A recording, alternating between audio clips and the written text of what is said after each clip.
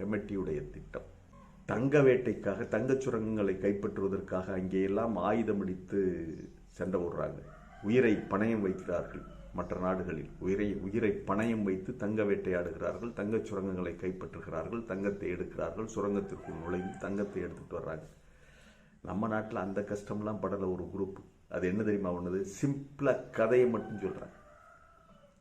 ஆமாங்க, கதை சொல்றேன். திருப்பதி ஏழுமலையானுக்கு கல்யாணம் பண்ணி வச்சோம் குபேரன்கிட்ட கடன் வாங்கி திருப்பதி ஏழுமலையானுக்கு திருமணம் நடந்தது. அவருடைய கடனை கட்டணும், கொண்டாந்து வீட்டில் இருக்கிற தங்கத்தை கொண்டாந்து உண்டியல்ல போட்டு போகணும்னு சொல்லி எவ்வளவு அழகா தங்கம் சேகரிக்கிறான் பாத்தீங்களா? நம்ம ஆளு சிம்பிளா ஒரு கதையை சொல்லி தங்கத்தை வசூல் செய்கிறான். அங்கே தங்கத்திற்காக உயிரை பணயம் வைக்கிறார்கள். எது சரி என்பதை காணொளியை பார்க்கின்ற நேயர்கள் முடிவு செய்யுங்கள். மீண்டும் ஒரு காணொளியிலே சந்திப்போம். இது